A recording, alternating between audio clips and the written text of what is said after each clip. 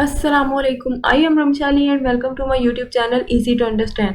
जैसे कि हमने इससे पहले वाली वीडियो में हमने देखा कि प्रोटीन का 3D स्ट्रक्चर हम कैसे प्रिडिक्ट कर सकते हैं, और आज की वीडियो में हम पढ़ रहे थे कि प्रोटीन का जो 3D स्ट्रक्चर है हम होमोलॉजी मॉडलिंग के थ्रू या हम मॉडलर के थ्रू कैसे हम प्रिडिक्ट करते हैं, या मॉडलर को कैसे यूज़ करते हैं, या मॉडलर के लिए कौन कौन सी चीज़ें रिक्वायर होती है। ठीक है, तो हमने क्या किया था, सबसे पहले हमने यूनिप्रोट से सीक्वेंस लिया था और उसको ब्लास्ट पी पे हमने जाके उसको ब्लास्ट करवाया था अगेंस्ट पीडीबी डेटाबेस के। और उसके बाद अब हम गए थे, उसके बाद हमें जो रिजल्ट्स आए थे, मींस हमें जो ब्लास्ट पी से जो रिजल्ट्स मिले थे उसके हम नेक्स्ट देखते हैं कि हमने उसमें से कौन सा सीक्वेंस लेना है। ठीक है, तो हम नीचे जाएंगे और नीचे जाने के बाद यहाँ पे हमारे पास काफ़ी सारे जो रिजल्ट्स हैं वो ये टेबल के फॉर्म में आएंगे। तो आपने इसमें काफ़ी सारे maximum score, total score, query cover, ई वैल्यू, काफ़ी सारी और भी इंफॉर्मेशन आपके पास है। तो आपने इनमें से कोई भी एक सीक्वेंस सेलेक्ट करके उसका जो है एक सेशन नंबर आपने कॉपी कर लेना है। लास्ट पे ये सेशन नंबर लिखा था। अब सेशन नंबर आपने कॉपी करते हुए एक और चीज़ का ध्यान रखना है। आपने क्या करना है, आपने ये जो सीक्वेंस है, सॉरी ये सेशन नंबर है, ये जो डैश है, डैश से पहले जो 4 डिजिट्स होते हैं आपने वो वाला सिलेक्ट करना है। ठीक है, तो कॉपी कर लेंगे हम यहाँ से ये डैश से पहले वाला। कॉपी करने के बाद हम जाएंगे गूगल पे। गूगल पे जाने के बाद हम क्या करेंगे, हम यहाँ पे लिखेंगे पीडीबी हम लिखेंगे। पीडीबी लिखने के बाद ये जो फर्स्ट पेज आएगा हम उस पर क्लिक करेंगे। उस पर क्लिक करने के बाद हमने यहाँ पे जाके ये सर्च में हमने अपना जो हमने सेशन नंबर कॉपी किया था वो हमने यहाँ पे पेस्ट कर देना है। जैसे सेशन नंबर कॉपी करेंगे तो हमारे पास कुछ इस तरह का रिजल्ट शो होगा। ठीक है, इसमें भी कुछ और इन्फॉर्मेशन। तो हमारे पास अब आएगा रेफरेंस सीक्वेंस। जो हमने यूनिप्रोट से सीक्वेंस लिया था वो हमारा था टारगेट सीक्वेंस, जिसका हम स्ट्रक्चर प्रिडिक्ट करना चाहते थे। अब पीडीबी से हमें क्या मिल गया, रेफरेंस सीक्वेंस। उसके बाद हम जाएंगे यहाँ डाउनलोड फाइल्स में, इस पर क्लिक करेंगे और हम ये जो हम सीक्वेंस किस फॉर्म में डाउनलोड करना चाहते हैं या ये रिजल्ट्स, तो हम पीडीबी फॉर्मेट में हम अपना रिजल्ट डाउनलोड कर लेंगे। पीडीबी फॉर्मेट में डाउनलोड करने के बाद यहाँ पे कुछ इस तरह का फेज आएगा। तो जब ये डाउनलोड कंप्लीट हो जाएगा तो हम कहेंगे show in the file folder. ठीक है, फोल्डर में जाएंगे। फोल्डर में जाने के बाद जो हमारा सीक्वेंस हमने डाउनलोड किया है हमने उसको सिलेक्ट कर लेना है। कॉपी करके हमने जाना है दोबारा उसी फोल्डर में जहाँ पे हम अपना सारा वर्क करवा रहे हैं एक्सपेरिमेंट में। तो हम यहाँ पे इसको पेस्ट करवा देंगे। पेस्ट करने के बाद हमारे पास यहाँ पे एक ऑलरेडी 1ddf के नाम से फाइल थी, उसको डिलीट कर देंगे। ये 4 फाइल थी जो ऑलरेडी मतलब मेरे पास प्रेजेंट थी। एक 1ddf थी, एक अलाइन 2D थी, एक fs की थी जो अलाइन की थी, और एक गेट मॉडल की थी। गेट मॉडल और लाइन 2D जो है ये दोनों पाइथन की फाइल्स हैं। और ये चारों फाइल्स जो थी ये हमारे सर ने दी थी। ये 2D U8 तो मैंने अभी डाउनलोड की, बाकी जो 4 फाइल्स थी ये हमारे सर ने दी थी। अगर आपको भी चाहिए तो आप मुझे नीचे कमेंट सेक्शन में ज़रूर बता सकते हैं। ठीक है, उसके बाद जो हमारी जो ऑलरेडी 1ddf वाली फाइल थी उसको हमने डिलीट कर देना है। डिलीट करने के बाद जो अब हमने पीडीबी वाली फाइल डाउनलोड की थी उसका नाम हम क्या रखेंगे, 1ddf। ठीक है, तो हम इसका नाम रखेंगे 1ddf कैपिटल लेटर्स में। ठीक है, और एंटर कर देंगे 1ddf। अब हमारा इसके बाद अब हमारे पास अगेन 4 फाइल्स आ गई हैं। ठीक है, तो अब हमारा काम आता है मॉडलर पे। इसके बाद अब हम जाएंगे मॉडलर पे, मॉडलर को ओपन करेंगे। अब मॉडलर को ओपन करने के बाद अब हम क्या करेंगे, हम लिखेंगे, हम इसको कमांड देंगे, डिफरेंट कमांड देंगे। ठीक है, कमांड अब हमने कैसे बहुत ही ध्यान से देनी है। हमने इसमें कोई एक्स्ट्रा स्पेस एंटर नहीं डालनी, हमने कोई इसमें एक्स्ट्रा डिजिट नहीं करना, हमने कैपिटल लेटर की जगह स्मॉल लेटर नहीं एंटर करना। बहुत ही ध्यान से करना काम, क्योंकि इसके अगर आप एक स्पेस भी एक्स्ट्रा डालेंगे या एक स्पेस भी कम डालेंगे तो आपकी फाइल जनरेट नहीं होंगी, आपका मॉडलर रन नहीं होगा। ठीक है, तो आपने सबसे पहले क्या करना है, जब मॉडलर ओपन करना है तो कुछ इस तरह का फेज आएगा।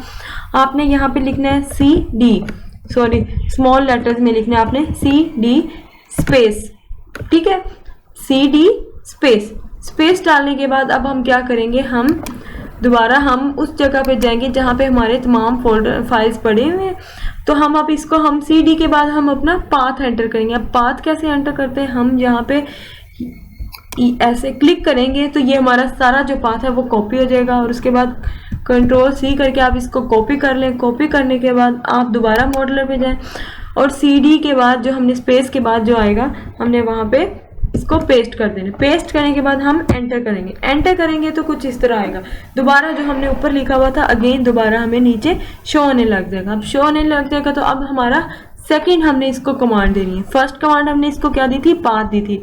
अब सेकंड कमांड में हम इसको क्या कहेंगे, हम कहेंगे भाई जो हमारी इस लोकेशन पे जो फाइल्स पड़ी हुई हैं उसको आप आपस में रन करवाओ, मतलब टारगेट सीक्वेंस और जो हमारा था रेफरेंस सीक्वेंस उन दोनों को आपस में कंपेयर करो। तो अब हमने इसको सेकंड जो फाइल हमारी एक्सपेरिमेंट में थी, सॉरी जो पाइथन की फाइल है align2d वाली, ये वाली जो है हमने उसको कमांड देनी है। ठीक है, इसका कमांड देना है। तो अब हम इसके लिए क्या करेंगे, हम मॉडलर पे हम जाके लिखेंगे, यहाँ पे लिखेंगे हम मोड 9.24, हम लिखेंगे क्या, मोड 9.24। अब यहाँ पे मैं मॉडलर 9.24 यूज कर रही हूँ, तो आपका अगर कोई और मॉडलर है तो आप कोई और भी उसका जो नाम है वो लिख सकते हो। और इसका नाम आपको कैसे पता चलेगा, ये देखिए यहाँ पे लिखा होता है मोड 9.24। मेरा जिस तरह था तो मुझे ये लिखना है, अगर आपका इधर कुछ और लिखा हुआ है तो आप वो लिखें 9.24, उसके आगे आप स्पेस एंटर करेंगे। ठीक है, मोड 9.24 और उसके बाद स्पेस। और अब हम अपनी फाइल का नाम लिखेंगे align2d डॉट, अब ये पाइथन की फाइल है तो हम py एंटर करेंगे। ठीक है, align2d डॉट py।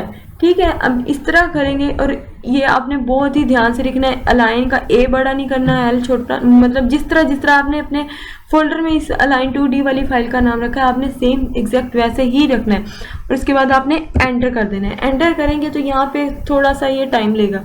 टाइम लेते साथ ही हम ये देखें एक्सपेरिमेंट के फोल्डर में जाएं तो हमारी क्या थी, पहले 4 फाइल थी। एक हमारे पास 1ddf की थी, एक align2d की पाइथन की फाइल थी, और एक fs की थी, और एक गेट मॉडल की थी। तो अब जैसे ही हम वहाँ पे हम अपनी सेकंड कमांड देते हैं तो हमारे पास एक एक्स्ट्रा फाइल बन जाती है align2d की, ये टेक्स्ट डॉक्यूमेंट वाली फाइल। ठीक है, तो इधर देखते हैं क्या बना इसका। तो यहाँ पे अभी भी ये टाइम ले रहा है, जब तक यहाँ पे हमारे पास ऊपर वाला यही लिखा हुआ नीचे दोबारा नहीं आता तो हम तब तक वेट करेंगे।